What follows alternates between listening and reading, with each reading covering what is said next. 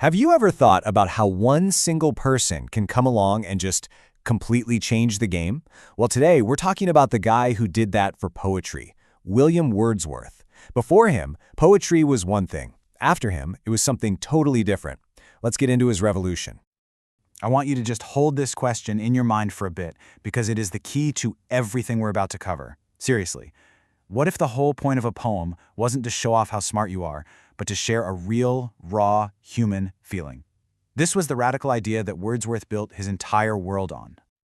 So, who was this guy, William Wordsworth? Well, he was a huge figure in the Romantic age in Britain. And he looked at poetry, this art form he absolutely loved, and he saw a problem. He saw this massive gap between the poems being written and the reality of people's lives. And he was like, nope, we've got to fix this.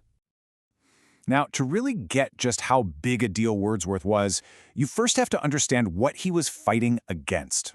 We need to look at what poetry was like in his day. You know, the old rules that he thought were just holding everything back. So picture the poetry of the 18th century. A lot of it used this very specific, very fancy, and kind of artificial language. It was just packed with complicated metaphors and references to ancient myths. It honestly felt like a fancy puzzle box that only the super educated had the key to. It wasn't about your life or my life. It was more of an intellectual workout. And this slide just lays it out perfectly, right? You've got the two sides staring each other down. On one side, the old way, artificial language, written for a small elite group, super complex and decorated. But then Wordsworth's vision comes along, and it's the total opposite. Real language for everyone, all about simple and emotional truth. So what was his solution? I mean, it wasn't just about writing a few different poems himself. No, it was way bigger than that. He was pushing for a whole new philosophy of what poetry should even be, where it comes from, and who it's for.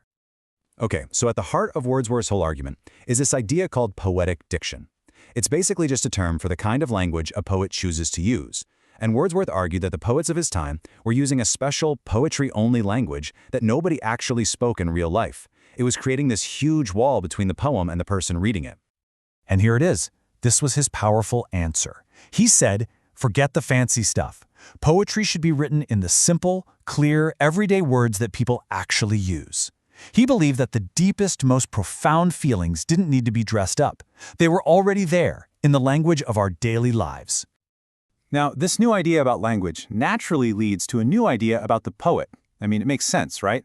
If poetry is for everybody, then the poet can't be some kind of isolated genius shouting down from an ivory tower. The poet has to be something else. Oh, I love this distinction. It is so important. He wasn't interested in a poet's social status or identity, like who gets to be in the poet club. He wanted to get to the heart of the poet's function. What is a poet supposed to do for society? What's their job? And here's his answer. For Wordsworth, a poet is first and foremost a man speaking to men, part of the community, not separate from it. But what makes them different is that they have a greater soul. This doesn't mean they're better, just that they feel things more deeply, more intensely. They have this amazing ability to process those universal emotions and then share them in a way we can all understand. The poet, in a way, becomes a teacher of feeling.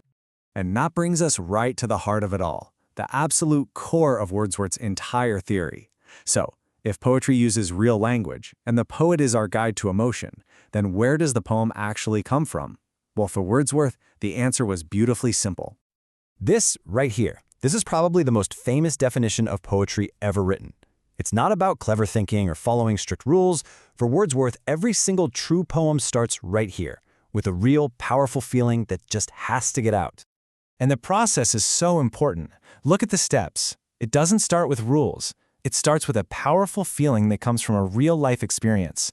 Then, that feeling just flows out. Naturally, it's not forced.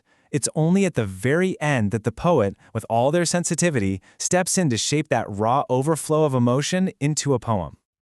So ultimately, this is what makes a poem work. This is what gives it power. It's not about word games or showing off how smart you are. It's about being honest. It's about expressing a true human feeling in a way that lets someone else feel it too. It's all about connection. So, why are we still talking about these ideas more than 200 years later? Well, it's because Wordsworth didn't just change poetry. You could argue he changed how we think about the purpose of art itself. If you only take away one single thing today, let it be this. He tore down the walls of that ivory tower and basically said, this belongs to everyone. Why? Because the powerful feelings that create poetry are universal. We all have them. His impact has been huge. He made poetry feel human again.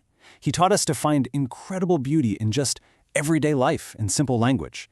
And maybe most importantly, he put genuine, personal emotion right at the center of art. He reminds us that the best art, no matter what it is, has to connect with real life. So, let's end by turning his whole theory back on ourselves. If Wordsworth is right, if all poetry is simply the spontaneous overflow of powerful feelings, well, that means we all have poems inside of us, don't we? They're all in there, just waiting to be expressed.